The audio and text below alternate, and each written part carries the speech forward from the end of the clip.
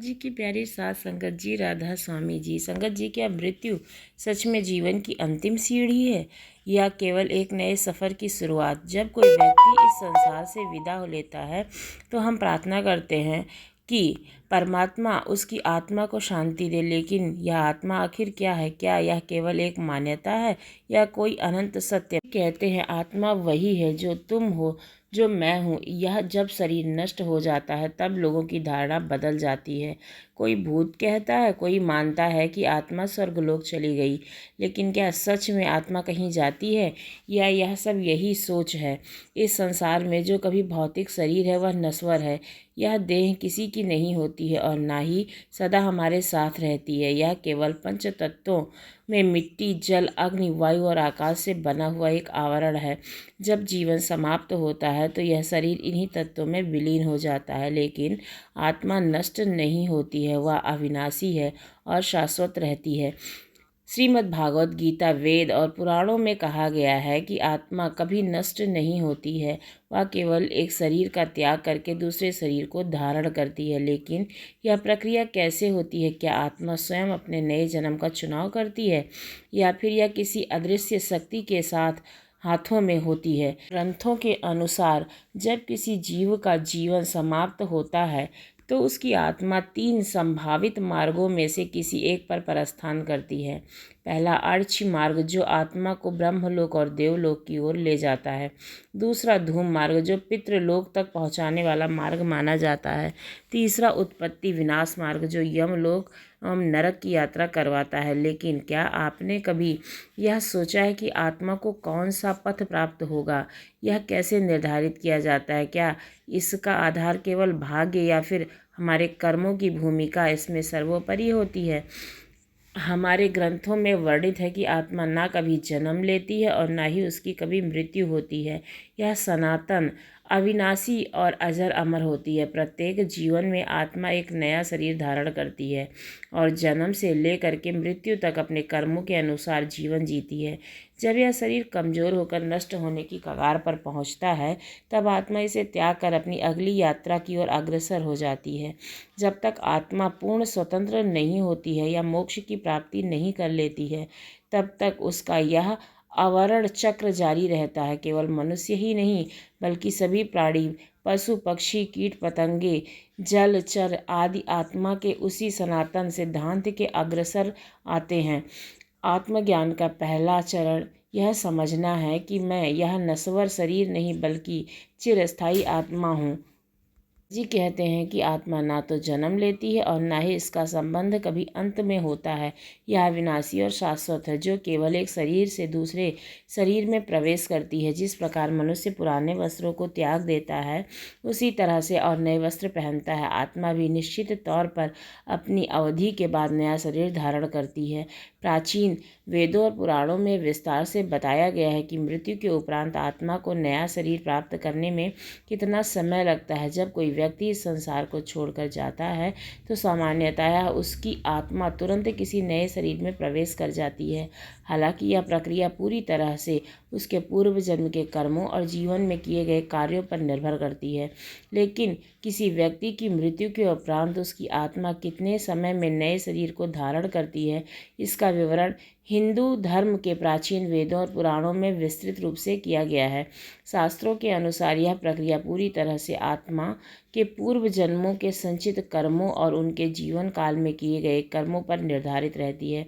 जब कोई मनुष्य संसार को छोड़कर जाता है तो उनकी आत्मा सामान्यतः शीघ्र ही किसी नए शरीर में प्रवेश कर लेती है। हालांकि हर आत्मा के लिए यह प्रक्रिया सामान्य नहीं होती है। कुछ आत्माओं को तुरंत नया जन्म मिल जाता है, जबकि कुछ आत्माओं को इस प्रक्रिया में एक लंबी यात्रा से गुजरना पड़ता है।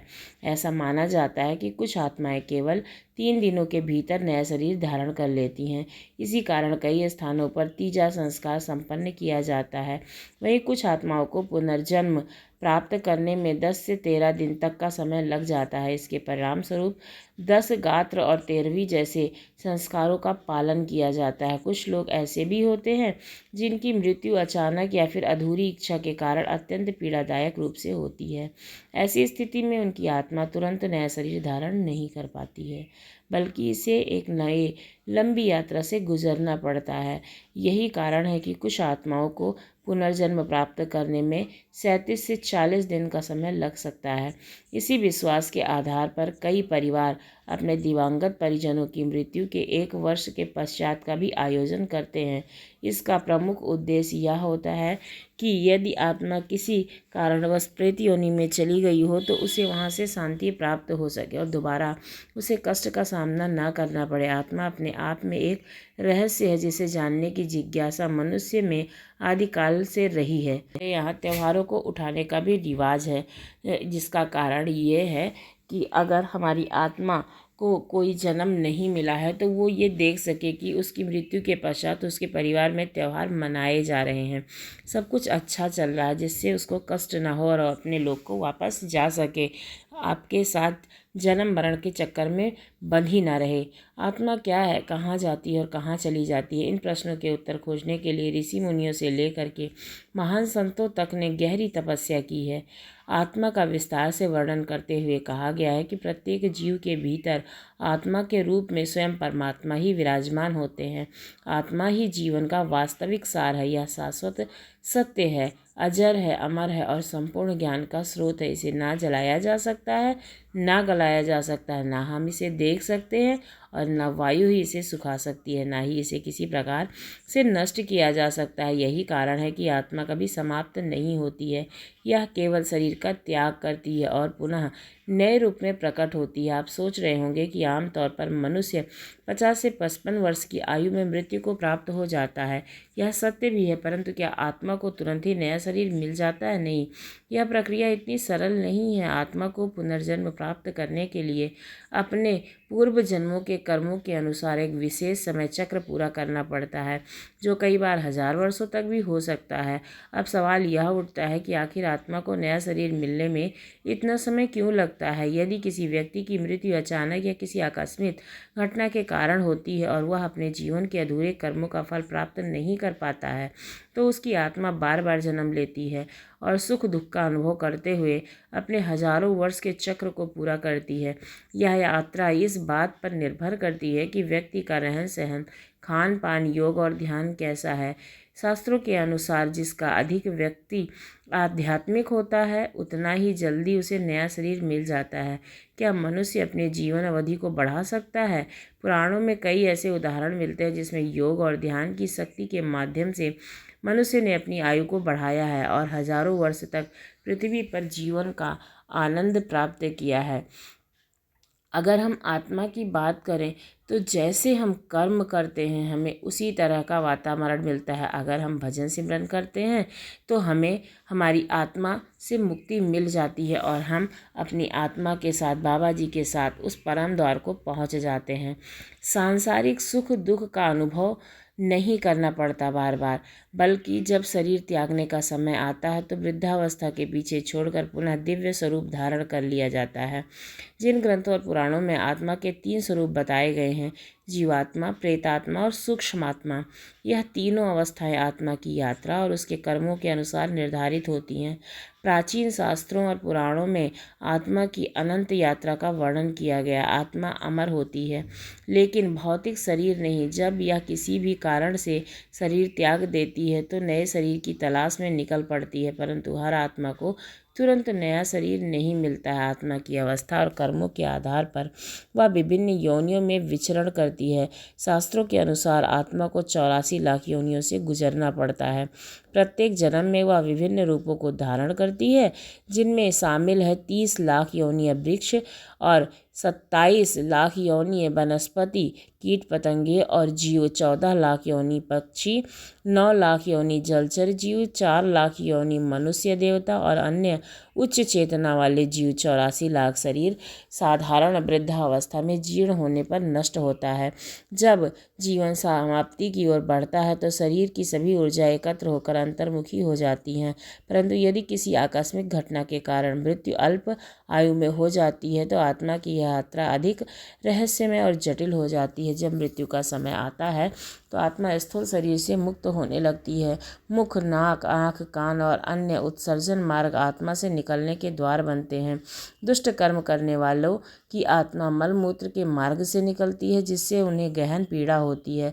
सत्कर्मी और योगियों की आत्मा ब्रह्मरथ सिर के भाग से निकलती है, जिससे वह बिना कष्ट के शरीर त्यागती है। आत्मा जब स्थूल शरीर छोड़ती है तो वह सूक्ष्म शरीर में प्रवेश कर जाती है। यह सूक्ष्म शरीर स्थूल शरीर जैसा ही दिखता है, लेकिन अदृश्य होता है, लेकिन खुद को देखने में आत्मा असमर्थ होती है।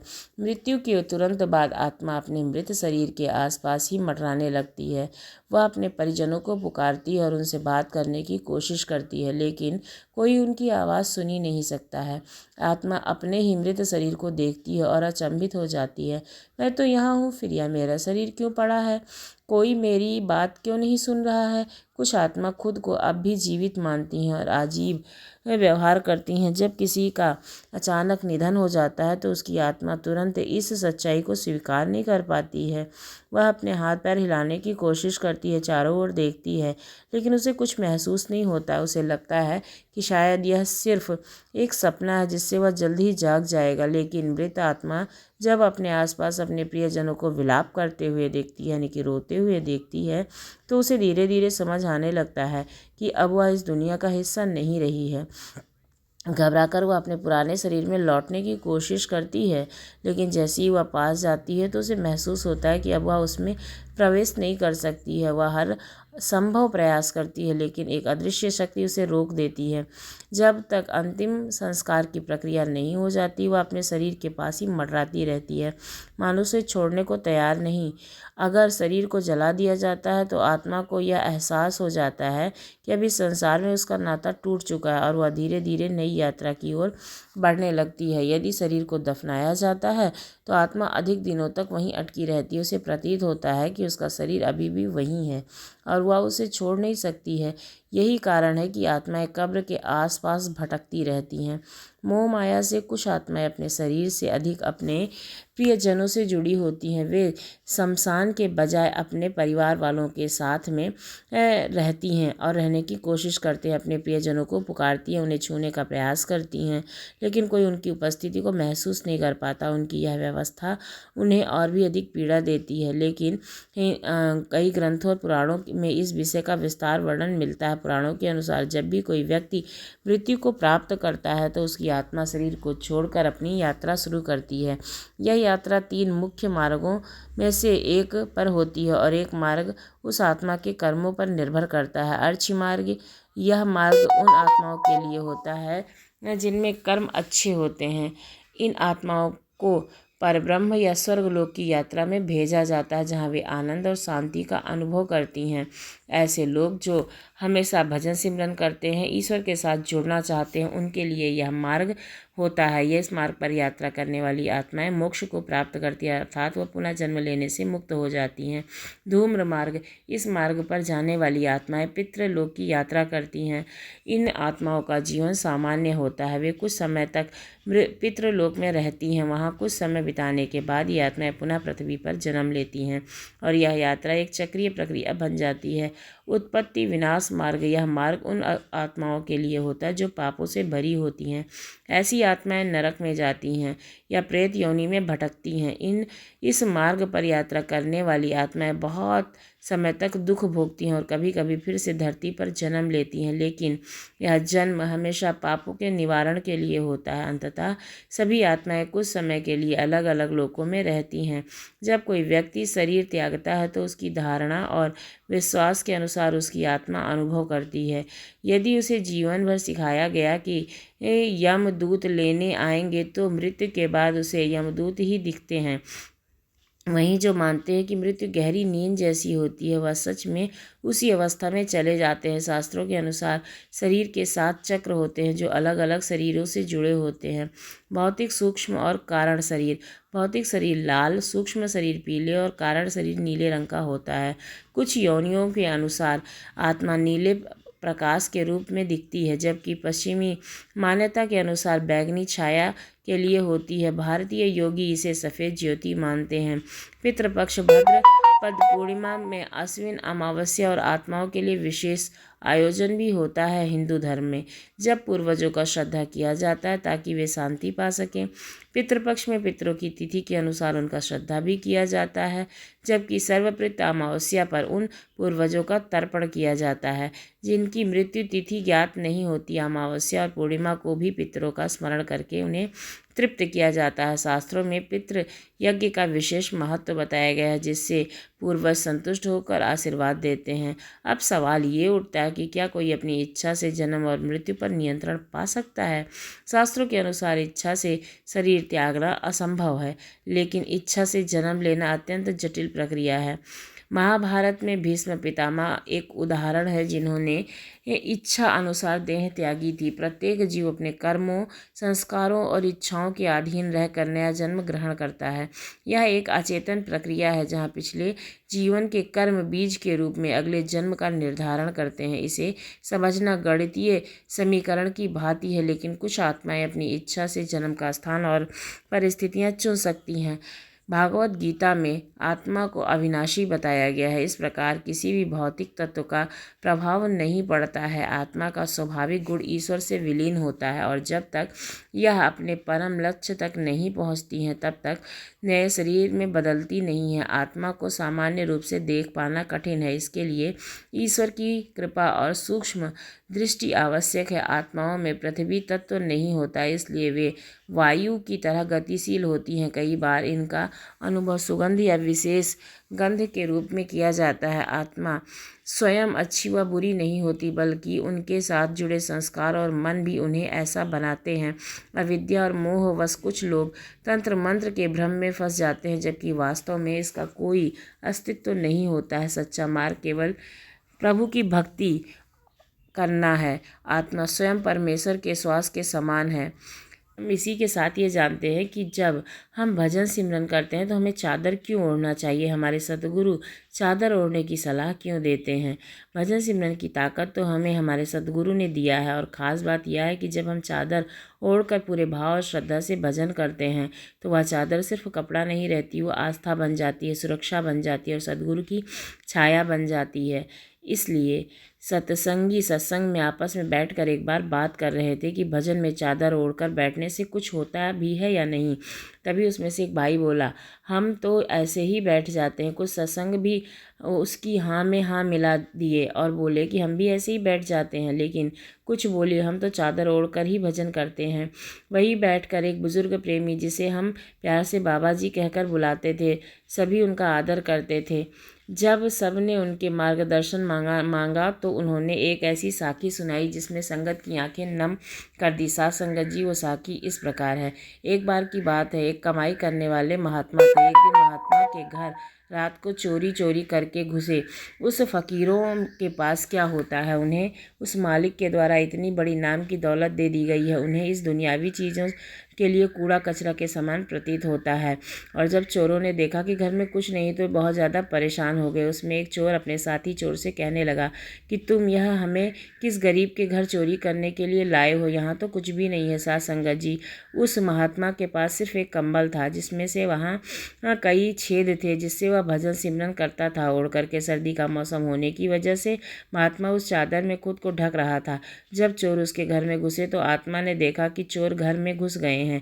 उन्हें देखकर जोर जोर से रोने लगी और आपके पास से कहने लगी, हाय, घर में चुराने के लिए कुछ नहीं है, यह चोर आए हैं, इनकी पीड़ा मुझसे देखी नहीं जाती है। चोर ने हैरानी से एक दूसरे की तरफ देखा और एक चोर ने महात्मा से पूछा, भाई तुम क्यों सिसकियाँ लेकर रो रहे हो? उस चोर की बात सुनकर सिसकते हुए महात्मा ने जवाब दिया कि जीवन में पहली बार यह सौभाग्य तुम सबसे ने मुझे दिया, क्योंकि मुझे फकीर के पास चुराने के लिए क्या होता, लेकिन तुम सब चोर हो तो तुम्हें राजा महाराजा सेठ साहूकार के घर जाना चाहिए था, लेकिन तुम सब मेरे घर चोरी करने आए हो। वहाँ महात्मा उनसे कहते हैं कि तुम सब ने मेरे यहाँ चोरी करके मुझे राजा ही बना दिया है, इसलिए तुम सबका धन्यवाद। तुमने मुझ जैसे फ़कीर को यह सौभाग्य दिया, लेकिन मेरी आंखें इसलिए अश्रु बहा रही हैं क्योंकि घर में कुछ भी नहीं है जो तुम चोरी कर सको। अगर तुम 2-3 दिन पहले ही खबर कर देते तो कुछ ना कुछ मैं इकट्ठा कर लेता। वह सारे चोर उस महात्मा को ऐसे देख रहे थे जैसे उन्होंने कोई भूत देख लिया हो। कभी उस महात्मा को देखते तो कभी एक दूसरे को देखते। उन्हें कुछ समझ ही नहीं आ रहा था कि उनके साथ क्या हो रहा है। तभी महात्मा आगे कहते हैं कि अब तुम लोग मेरे यहाँ आए हो तो मैं तुम लोगों को ऐसे खाली नहीं भेज सकता हूँ, इसलिए अभी मेरे पास सिर्फ यह कम्बल है, इसे ले जाओ। देखो भाइयों, इनकार मत करना। अब लोग मना करोगे तो मेरे दिल को चोट पहुँचेगी, दुख भी होगा।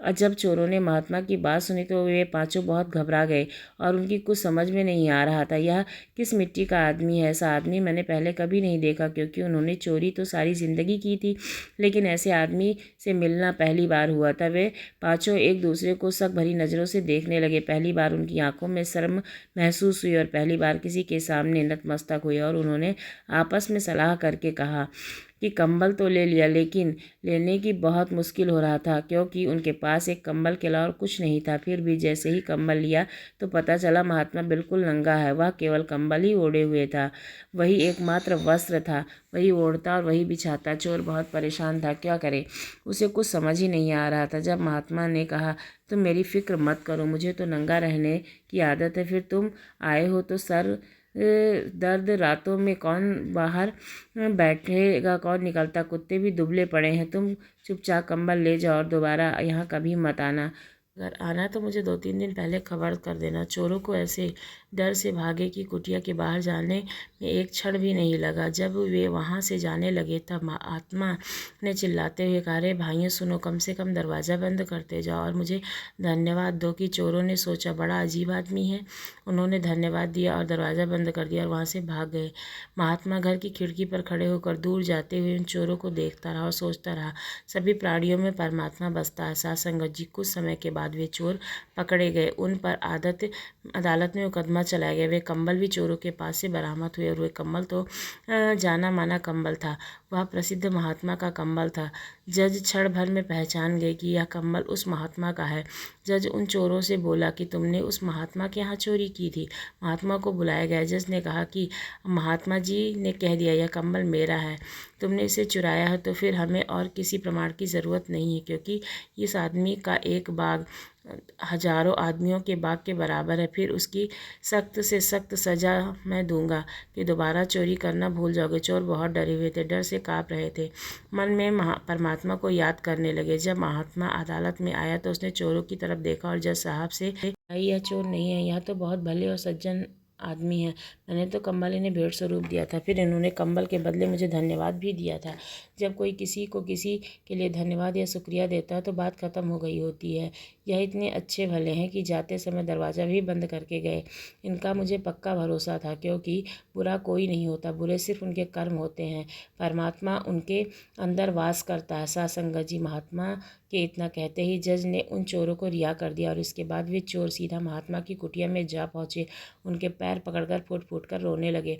महात्मा से कहने लगे, हमें माफ़ कर दो, हम चोरी नहीं करेंगे, हमें भी अपने जैसा बना दो। इसके बाद महात्मा ने उन्हें वह दौलत दी जो 7 जन्म की भी चोरी से नहीं मिलती। ऐसी दौलत जिसे ना कोई चोर चुरा सकता है और ना कोई कभी कम होने देता है, बल्कि दिन रात बढ़ती ही जाती है। इसके बाद वे चोर भी महात्मा की ही परमात्मा के सच्चे भक्त बन गए। सासंगत जी, जो संत महात्मा होते हैं उनके दर्शन मात्र से हमारे कर्म सुधर जाते हैं और नाम दीक्षा हमें जब वो दे देते हैं तो हम इस भवसागर से पार उतर जाते हैं। सद्गुरु वो अनमोल खजाना है और वह प्रसाद है। वह जिसके भाग्य में हो उसे कभी कुछ मांगने की आवश्यकता नहीं पड़ती है। सद्गुरु द्वारा दी गई नाम रूपी कुंजी से ही जीव का छुटकारा संभव है। सासंगत जी, तो बाकी जो मोह माया है उसे आप यहीं छोड़ दो और सद्गुरु के बताए हुए मार्ग पर चलो। आपको हमारे द्वारा बताई गई साखी कैसी लगी ज़रूर बताइएगा। अगर आप आत्मा के 84 के जन्म से मुक्ति पाना चाहते हैं तो फिर आप ज़रूर भजन सिमरन पर कंबल ओढ़ करके बैठिए। आज के लिए इतना ही।